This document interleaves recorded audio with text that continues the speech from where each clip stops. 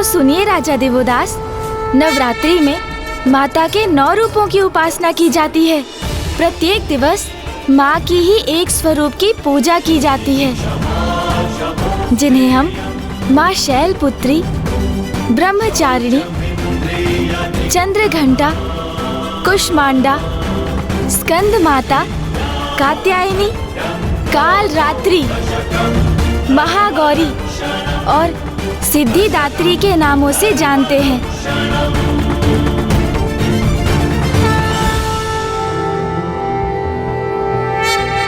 ये समझने के लिए अब मैं आपको माता की प्रथम रूप माँ शैलपुत्री की कथा सुनाऊंगा, क्योंकि कोई भी व्रत और पूजन तभी पूर्ण होते हैं जब उनके पीछे की कथा का स्मरण किया जाए। क्योंकि अब हम नवरात्रि में हैं, माँ के 9 रूपों की पूजा कर रहे हैं, तो हमें ये ज्ञात करना अति आवश्यक होगा कि माँ के 9 रूपों में प्रथम रूप माँ शैलपुत्री का आविर्भाव कैसे हुआ। तो ये कथा तब आरंभ हुई जब माता प्रजापति दक्ष की पुत्री थी और वो देवी सती रूप में प्रकट भी हुई थी और वो महादेव की पत्नी भी बनी थी।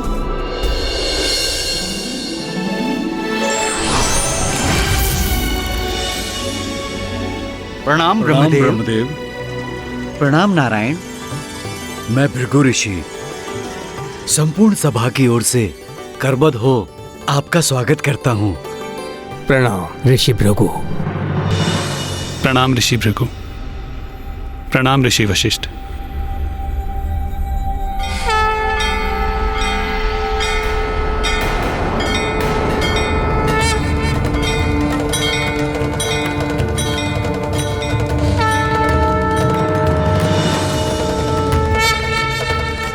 मैं तो मना रहा था कि महादेव यहाँ ना आए, किंतु उसके विपरीत हो गया।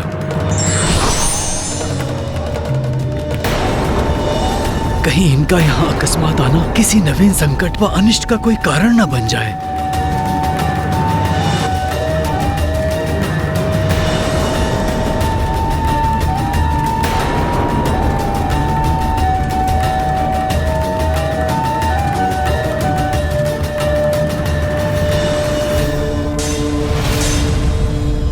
महादेव के साक्षात दर्शन पाकर हम तो धन्य हो गए। ऋषि वशिष्ठ, आपने हमें इस विशिष्ट ज्ञान सभा में आमंत्रित किया, ये तो हमारे लिए बहुत सम्मान की बात है।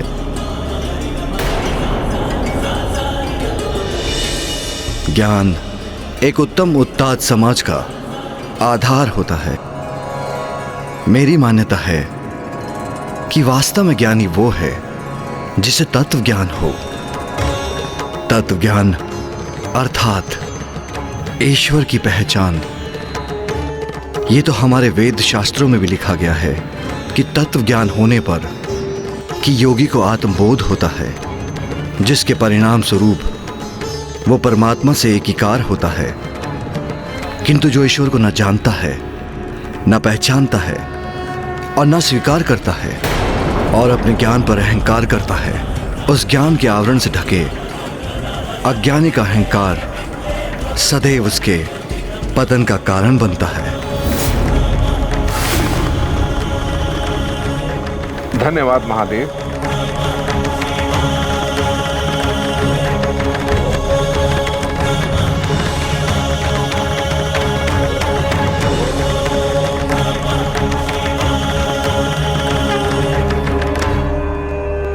महादेव ने आज की सभा का विषय तो निर्धारित कर ही दिया है, और वो है तत्व ज्ञान।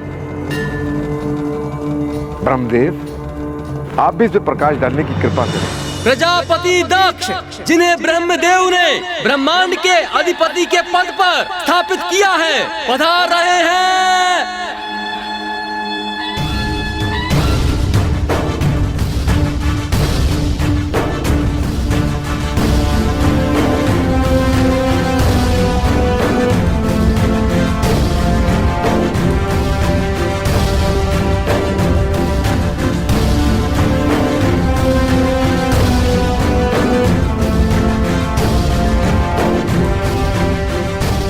भृगु ऋषि, आपने प्रजापति दक्ष की अनुपस्थिति में ही ज्ञान सभा आरंभ कर दी।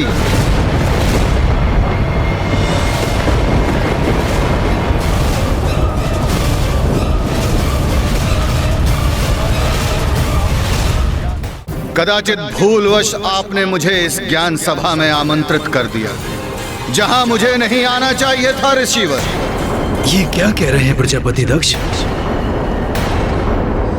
उचित ही कह रहा हूं ऋषिवर।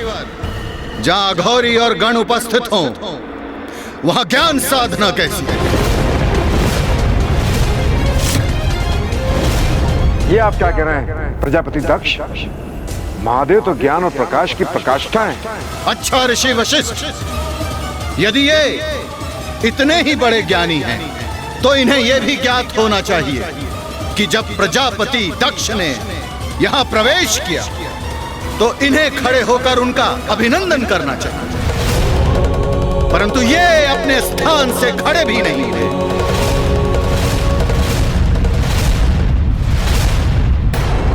दक्ष, अपने स्थान से उठा तो मैं भी नहीं हूं, और मैं भी अपने ही स्थान पर स्थित रहा। ब्रह्मदेव, आप मेरे पिताश्री हैं। यदि आप मेरे सम्मान में खड़े नहीं हुए तो ये अनुचित है। और नारायण, नारायण तो मेरे आराध्य हैं, उनका सम्मान करना मेरा कर्तव्य है, परंतु इन अघोरी का नहीं।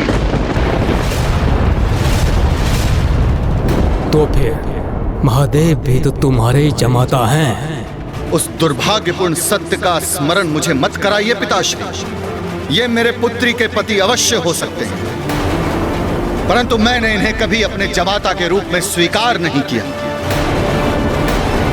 छलपूर्वक मेरे परिवार में प्रवेश कर मेरी पुत्री से विवाह किया, तो क्या ये मुझसे समानता के अधिकारी हैं? कदापि नहीं।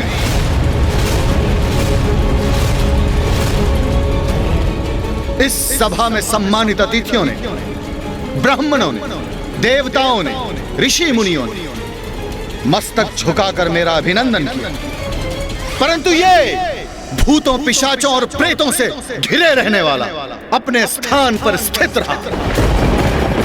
और तो और अपने नेत्र बंद कर ध्यान करने का ऐसा ढोंग कर रहे हैं जैसे इनसे बड़ा ईश्वर पूरे संसार में कोई ना हो।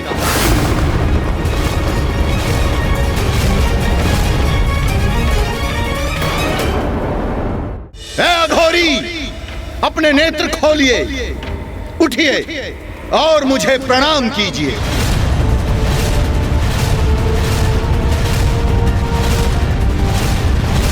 मेरी पुत्री से विवाह किया, इसका अर्थ यह नहीं कि आपको मैं कोई विशेष अधिकार दूंगा। शमशान में निवास करने वाले इन निर्लज को मेरे समक्ष स्थान ग्रहण कर स्थित रहने में लज्जा नहीं आती? प्रजापति होने के नाते मुझे इन्हें इनकी इस उदंडता का दंड तो अवश्य देना होगा।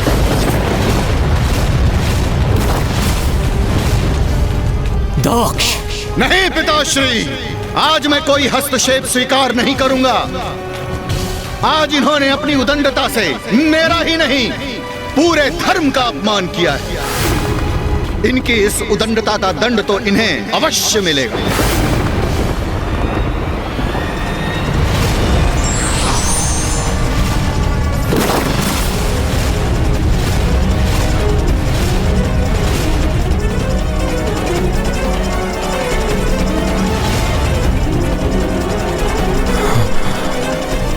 ये श्राप के भागी हैं। मैं इन कुलहीन, कुसंस्कारी, दुष्ट प्रवृत्तिधारी, शमशान में निवास करने वाले को श्राप देता हूँ, श्राप देता हूँ। देवताओं के साथ प्राप्त होने वाले यज्ञ के भविष्य के भाग से भी ये वंचित रहेंगे। प्राप्त होने वाले यज्ञ के भविष्य के भाग से भी ये वंचित रहेंगे।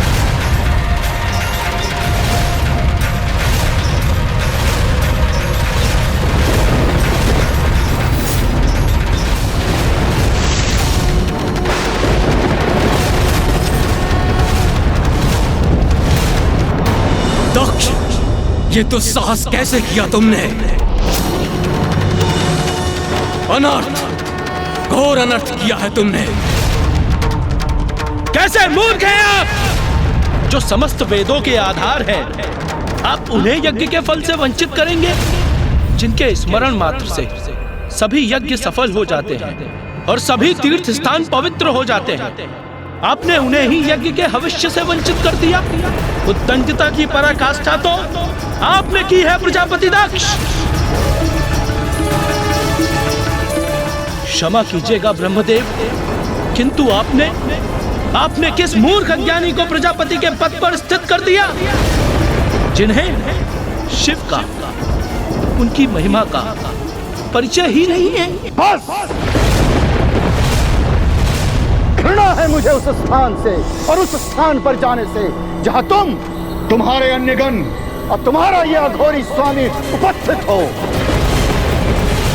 जैसे स्वामी है वैसे ही उसके गण अभद्र, असभ्य, अहंकारी हैं। जाओ, मैं तुम सभी को श्राप देता हूं, तुम सभी वेद से बहिष्कृत रहोगे, वेद के मार्ग से भ्रष्ट और ऋषि मुनियों द्वारा त्यागे जाओगे। तुम सभी हड्डियों का आभूषण धारण कर मदिरा पान में व्यस्त रहो। ये सभी गणों को मेरा श्राप है।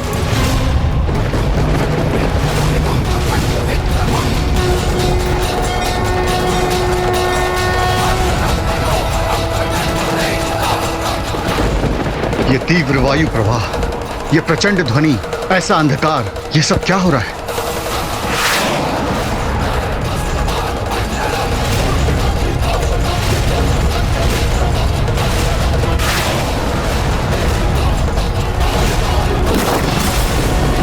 तो क्या इसी मध्य माता शैलपुत्री आ गई गणेश जी? प्रजापति दक्ष और महादेव के मध्य जो कुछ भी घटित हुआ वो सब माँ की ही लीला थी और उसी लीला के परिणाम स्वरूप आगे चलकर होने वाला था माता देवी सती का पुनर्जन्म।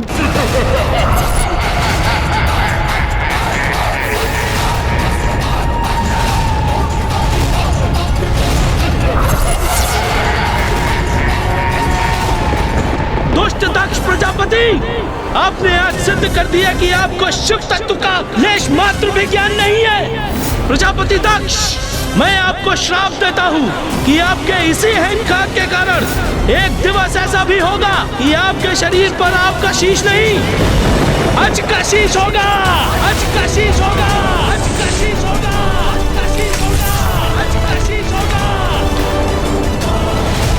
जो धर्म का पालन ही नहीं करते वो श्राप दे भी तो क्या है, उसका श्राप फलित ही नहीं होगा। प्रजापति दक्ष, आप अपने अहंकार की सभी सीमाएं लांघ चुके हैं और अब इसका परिणाम भुगतने के लिए तत्पर हो जाइए।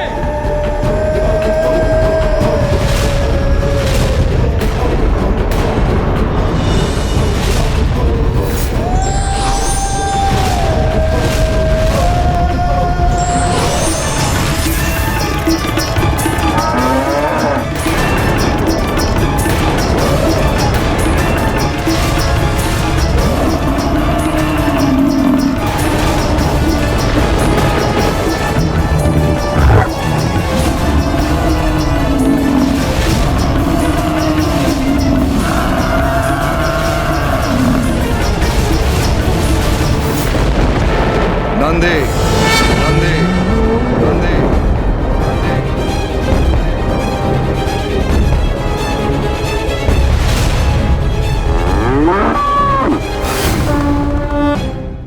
माता, यही तो विडंबना है कि कभी कभी ऐसे महाज्ञानी व्यक्ति भी भूल कर बैठते हैं, जैसे दक्ष प्रजापति ने की। स्वयं परम ज्ञानी होते हुए भी दंभ और अहंकार के मद में उन्हें सर्वोच्च होने की भ्रांति हो गई थी और उन्होंने तो ये भी मान लिया था कि वो तो ईश्वर से भी ऊंचे पद पर स्थापित है। और इसी भ्रम के कारण एक ऐसी घटना घटित हुई जिसका बहुत भीषण परिणाम हुआ।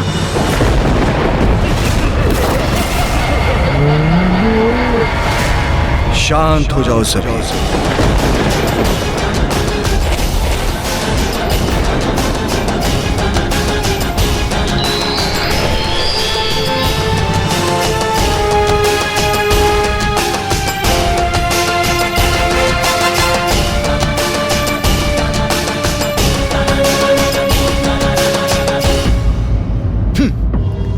मुझे आतंकित करेंगे इन अघोरी के गण।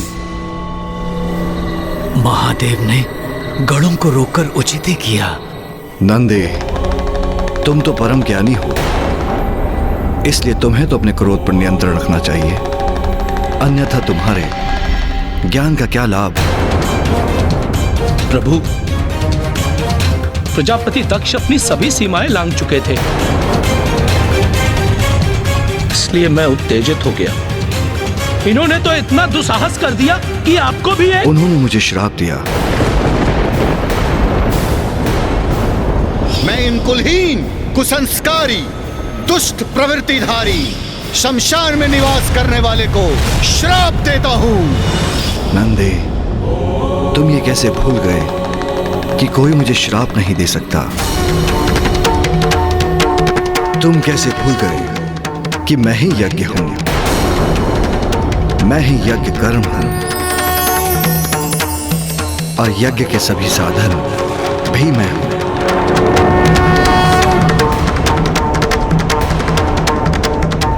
यज्ञ की आत्मा भी मैं हूं, यज्ञ प्राण यजमान भी मैं हूं।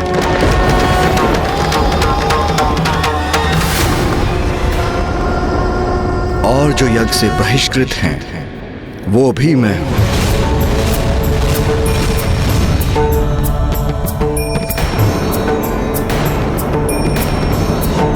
फिर ये कौन? तुम कौन? वास्तव में मैं ही सब हूं। अच्छा, तो इतना अभिमान है इन्हें, मेरे श्राप को व्यर्थ बताकर अपनी महिमा का बखान कर रहे हैं ये वनवासी। महादेव, उससे बहुत बड़ी भूल हो गई, मुझे क्षमा कर दीजिए प्रभु। वृषभ के सिंह भी घातक होते हैं। अघोरी और उसका गण विचित्र स्वांग रच रहे हैं यहाँ। भूल का आभास व्यक्ति के हृदय को निर्मल कर देता है, और फिर भूल कैसी भी हो, व्यक्ति क्षमा योग्य हो जाता है। चलो नंदे।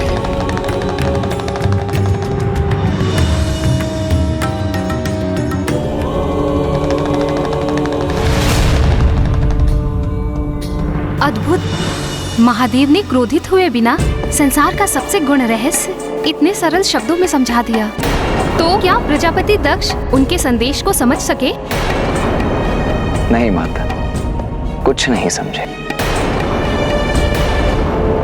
क्योंकि प्रजापति दक्ष तो अहंकार में इतने डूबे थे कि वो तो महादेव के समझाने के बाद भी नहीं समझ सके कि महादेव तो परम ब्रह्म है।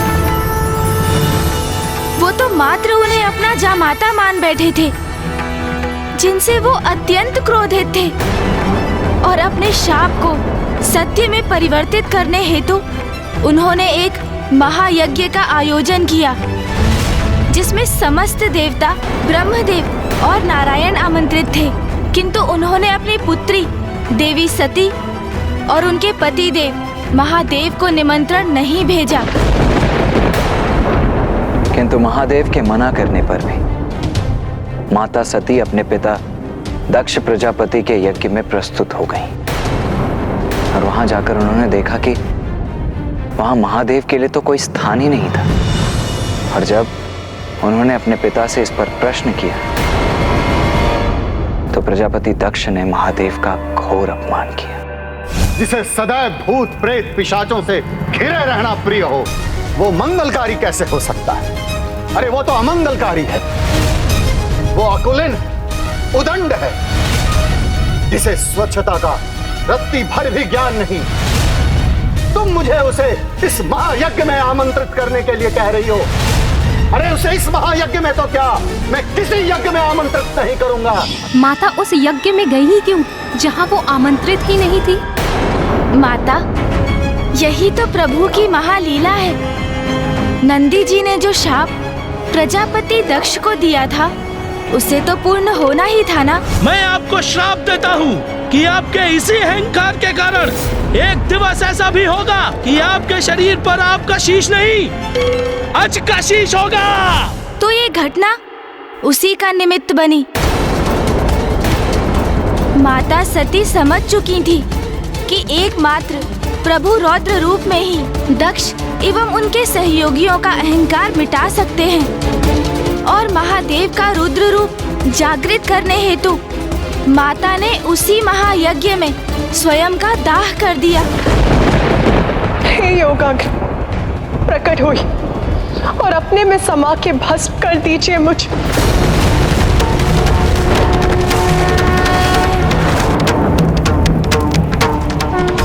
जब महादेव को ज्ञात हुआ कि माता सती ने स्वयं का दाह कर दिया है, तो क्रोध में आकर उन्होंने अपना रौद्र रूप वीरभद्र जी को अपनी जटाओं से प्रकट किया और माता भद्रकाली का आवाहन कर उन्हें दक्ष के विनाश का आदेश दिया।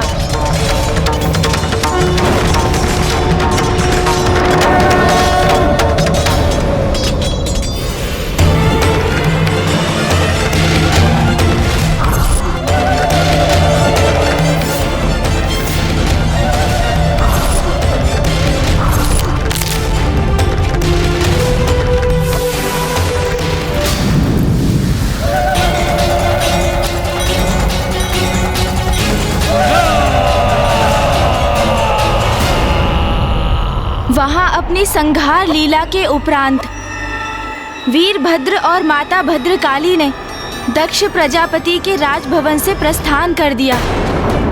नंदी जी का शाप फलित हो चुका था और दक्ष प्रजापति की पत्नी देवी प्रसूति की विनती सुन और समस्त देवताओं के निवेदन को स्वीकार कर महादेव ने दक्ष प्रजापति को पुनः जीवन दान अवश्य दिया, किंतु अब उनका शीश पूर्व की भांति नहीं, एक अज का शीश था।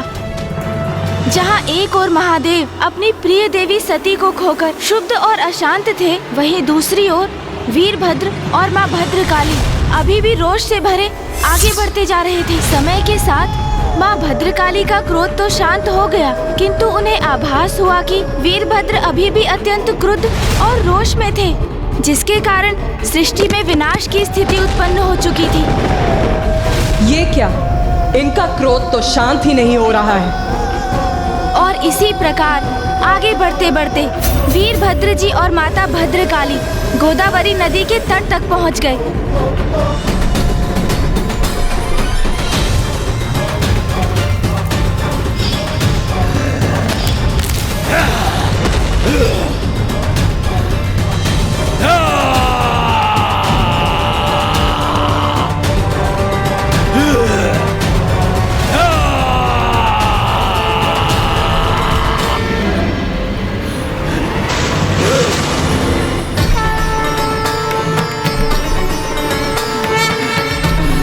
देवी सती के देहावसान के पश्चात महादेव से उनके विलग होने के कारण ही वीरभद्र जी अत्यंत शांत और कुपित हो उठे थे और रोष से भरकर उनका अशांत मन सृष्टि में चारों ओर प्रलय मचा रहा था।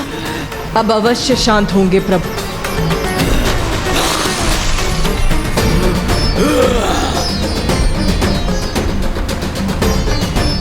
व्यर्थ है ये मेरा प्रयास, रक्त रंजित है मेरा तन, क्रोधित है मेरा मन, और वो ऐसे शांत नहीं होगा।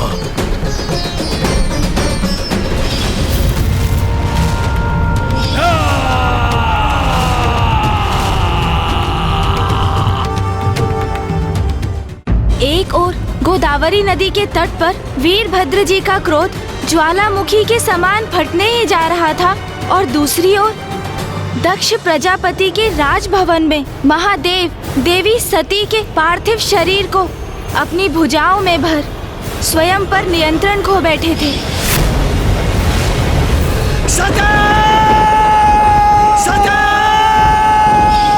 और उसके उपरांत आरंभ हुआ विनाश का तांडव। एक और वीरभद्र जी का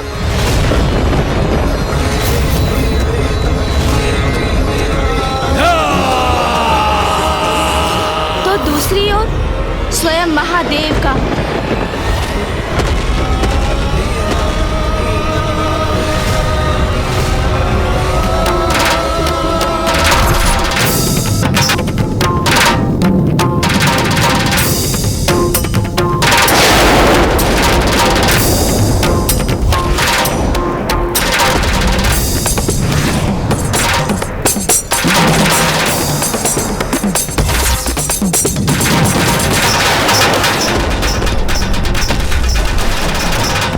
भद्र जी और महादेव के तांडव से सृष्टि में सर्वनाश की स्थिति उत्पन्न हो गई थी और माता भद्रकाली को ज्ञात था कि वीरभद्र जी का तांडव रोकने के लिए उन्हें ही कुछ करना होगा।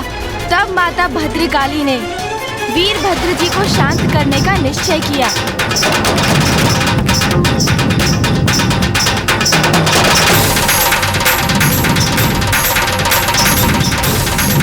प्रभु के आवेश से उत्पन्न ऊर्जा तो मुझे उन तक पहुंचने भी नहीं दे रही है और उन्हें तो जैसे मेरे होने का आभास भी नहीं, किंतु मुझे उन्हें शांत करना ही होगा, उन तक पहुंचना ही होगा मुझे।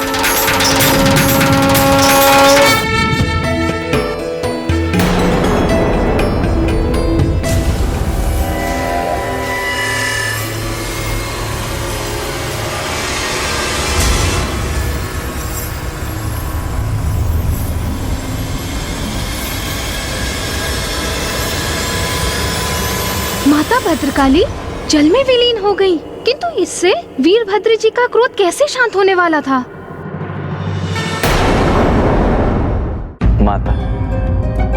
माता भद्रकाली जब पुनः जल से बाहर आई तो वो अपने मूल रूप से भिन्न रूप में थी। अर्थात ब्राह्मण देवता, क्या था उनका रूप?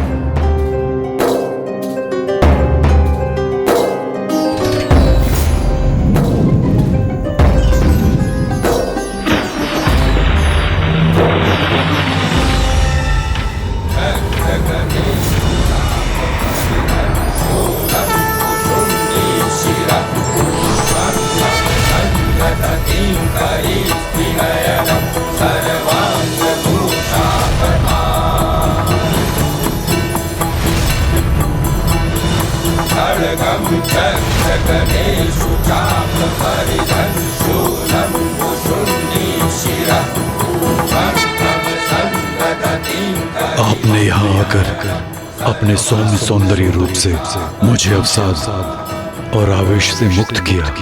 मैं आपका साथ पा सकूं, ये मेरी इच्छा है। कहिए देवी, क्या आप मुझसे विवाह करना स्वीकार करेंगी?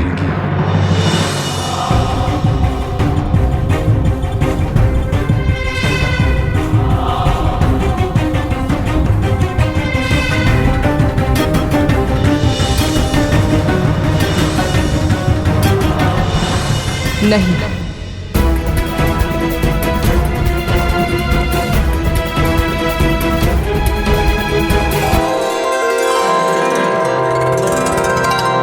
स्वामी, पाणी ग्रहण संस्कार के पूर्व आपको मेरा स्पर्श करने की अनुमति नहीं।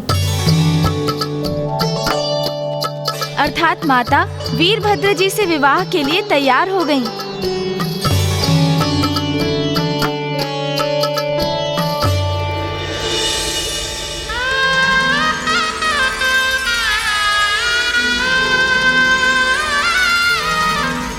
वीरभद्र जी और माता भद्रकाली जी का विवाह संपन्न हुआ और वो एक हुए। इस प्रकार माँ भद्रकाली ने क्रोधित एवं शुद्ध वीरभद्र जी का क्रोध पूर्णतः शांत कर दिया। और महादेव को कौन शांत करने वाला था? और उनका तांडव कौन रोकने वाला था? महादेव के रोष का तांडव तो तभी रुक सकता था जब माता सती का शरीर उनसे विलग होता।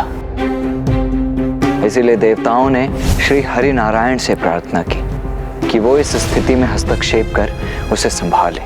श्री हरि नारायण के सुदर्शन चक्र ने माता सती के पार्थिव देह को 51 भागों में विभक्त कर महादेव से पृथक कर दिया और फिर माता सती के देह के अंश जहाँ जहाँ पृथ्वी पर गिरे वहाँ वहाँ शक्तिपीठ स्थापित हुए। एक और माता भद्रकाली से वीरभद्र जी का विवाह उनके शांत होने का कारण बना, तो वहीं दूसरी ओर देवी सती का संसार से लोभ उनके सौम्य रूप से रौद्र रूप में परिवर्तन का कारण बना।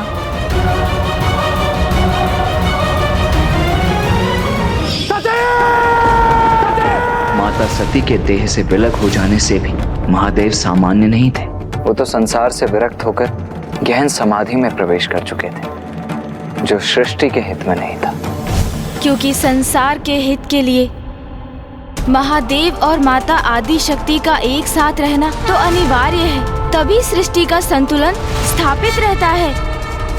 महादेव और माता शक्ति विलग होते हैं तो संसार का ह्रास होने लगता है। महादेव और माता आदि शक्ति यदि विलग होते हैं तो पाप और बुराई अपने पैर पसारने लगते हैं। महादेव तो समाधि में चले गए थे, किंतु सती माता तो थी नहीं। तो महादेव को उनकी अवस्था से कौन निकालने वाला था? माता शैलपुत्री। शैलसुता है जग कल्याणी, जय मां शैलपुत्री। महादेव को पूर्ण किया तूने, तू है मां अधिष्ठात्री। क्रोध और अहंकार पर नियंत्रण आवश्यक है, उसी में स्वयं और लोक का कल्याण निहित है। किंतु गुणेश जी, कौन थी ये माता शैलपुत्री? माता शैलपुत्री और कोई नहीं, वो तो स्वयं माँ आदि शक्ति थी, जिन्होंने माता पार्वती अर्थात माता शैलपुत्री के रूप में जन्म लिया। गुणेश जी, माता आदिशक्ति माँ शैलपुत्री का रूप धारण करके कब और कैसे प्रकट हुई? देवगण, मुझे स्मरण है वो संकल्प।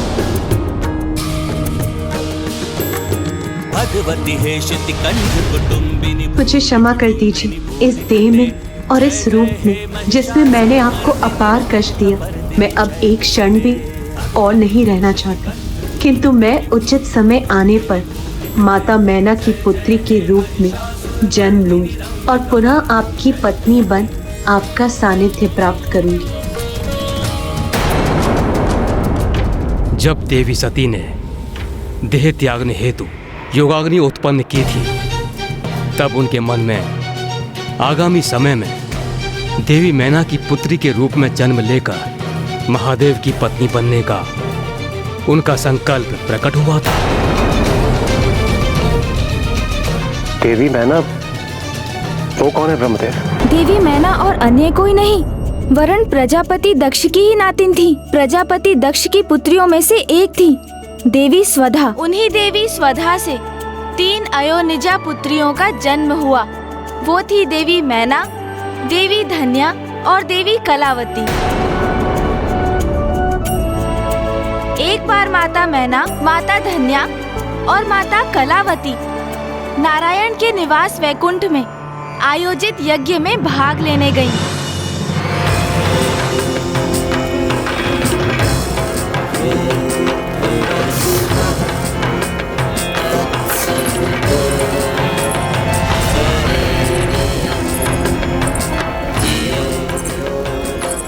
आप सभी देवताओं को हमारा प्रणाम। देवी मैना, देवी धन्या और देवी कलावती, आप सभी को यहाँ पाकर मैं अत्यंत प्रसन्न हुई। आइए और अपना स्थान ग्रहण कीजिए।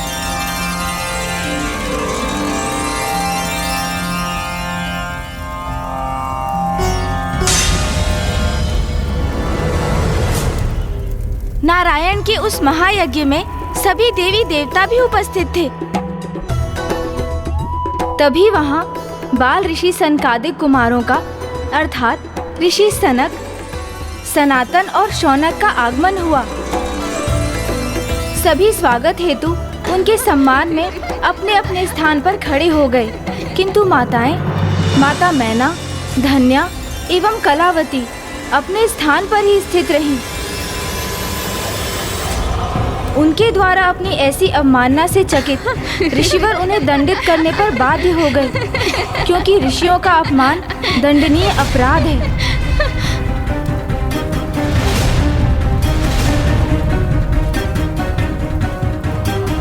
देवियों, देवियों, देवियों,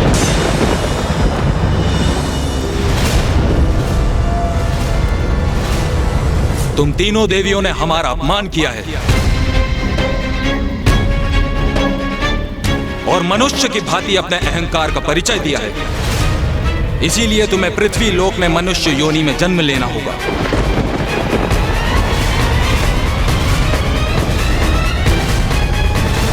हे ऋषिवर, हमें क्षमा कर दीजिए, हमसे भूल हो गई। आपका अपमान करने का आशय कदापि न था हमारा। हम तीनों तो अपने परस्पर संवाद में ऐसा लीन हुए कि आपके आने का आभास ही न हो पाया। हाँ ऋषिवर, हमें क्षमा कर दीजिए।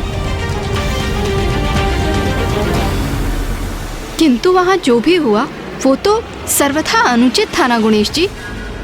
क्या अनुचित मानकर आप इतनी व्यग्र हो रही हैं माता? यही कि माता स्वदा की अयुजा पुत्रियां माताएं मैना, धन्या और कलावती तो संस्कारी एवं सर्वगुण संपन्न थी, तो फिर महासनत कुमारों के प्रवेश करने पर वे उनके सम्मान में अपने स्थान से उठी क्यों नहीं? और महासनत कुमार तो इतने शांत स्वभाव के हैं, उनके स्वभाव में क्रोध और अहंकार तो लेश मात्र भी नहीं है, तो उन्होंने इतने साधारण से अपराध के लिए इतना कठोर दंड दे दिया। हाँ माता, ये सब तो माता आदि शक्ति की ही लीला थी। उनकी ही इच्छा से माता मैना, माता धन्या और माता कलावती अपने स्थान पर स्थित रहीं और दंड की भागी बनी। महान ऋषि होने के नाते सनत कुमारों को ये आभास हो गया था कि ये तो माँ की ही लीला है, इसीलिए उन्होंने माताओं को शापित और रक्षित किया। किंतु साधारण दंड देकर ऋषि सनत कुमारों ने माताओं को बड़े दंड से रक्षित भी तो किया। वो कैसे गुणेश जी? महाराज, ज्ञानी व्यक्तियों का अपमान करने वाले महापाप के भागी होते हैं। ऐसा महापाप जिससे छुटकारा पाने के लिए कई जन्मों की यातना सहनी पड़ती है। किंतु ऋषि सनत कुमारों ने तो माताओं को एक ही बार मनुष्य योनि में जन्म लेने का शाप दिया। इसीलिए वो शाप नहीं, शापानुग्रह था, जिसमें शाप निहित एक बहुत सुंदर वरदान भी था। वरदान? कैसा वरदान? देवी मैना, आप मनुष्य योनि में जन्म लेकर नारायण के अंश हिमावन से विवाह करेगी और स्वयं माता आदि शक्ति देवी पार्वती के रूप में आपकी पुत्री होंगी। देवी पार्वती की माता बनने के पुण्य के कारण आपको जीवन काल के उपरांत 6 शरीर कैलाश में प्रवेश प्राप्त होगा। धन्यवाद ऋषिवर।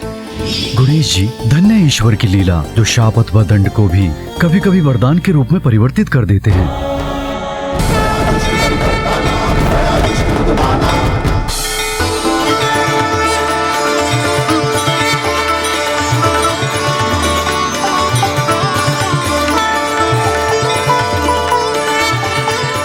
नारायण नारायण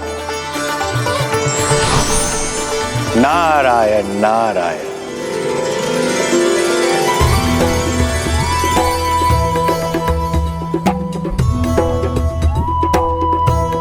देवी मैना, राजा हिमावन, आपके जीवन सर्वथा धन्य है। स्वयं मां आदि शक्ति ने पुत्री के रूप में जन्म लिया है आपके घर, और पुत्री के रूप में श्याम वर्ण धारण करेंगी, इसीलिए काली के नाम से प्रख्यात होगी।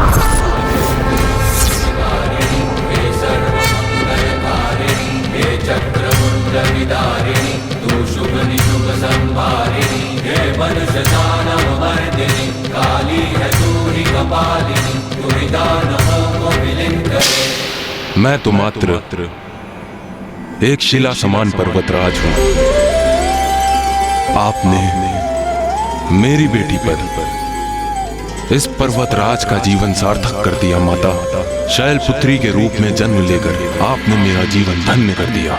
पर्वत तो एक शिला ही होती है, इसलिए अब आपको संसार शैलपुत्री के नाम से भी जानेगा माता।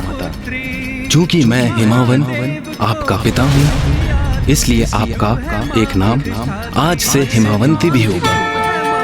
और इसी के साथ पर्वत पुत्री होने के कारण मैं आपको एक और नाम पार्वती भी देता हूँ। इसी पार्वती नाम से आप जगत में विख्यात भी होंगी माँ।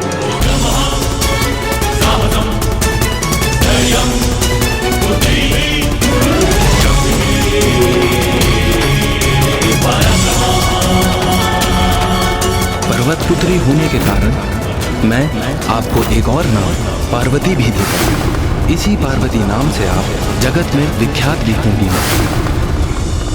वसंत ऋतु में चैत्र मास की 9वीं तिथि को मृगशिरा नक्षत्र में अर्धरात्रि के समय माता आदि शक्ति का जन्म हुआ और एक बार पुनः भविष्य में त्रेता युग में चैत्र मास की 9वीं तिथि के मृगशिरा नक्षत्र में ही दिवस के ठीक मध्य में नारायण के अवतार श्री राम का भी जन्म होगा। अवश्य, क्योंकि माता और नारायण भ्राता और बहन जो हैं।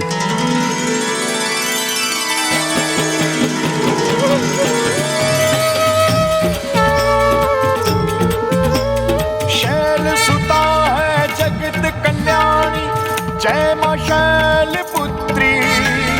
कठिन तप किया मात पिता ने तो जन्मी बन के पुत्री। मात पिता का उद्धार हुआ जब जन्मी बन के पुत्री। तू है मां अधिष्ठात्री, है मां तू है मां अधिष्ठात्री।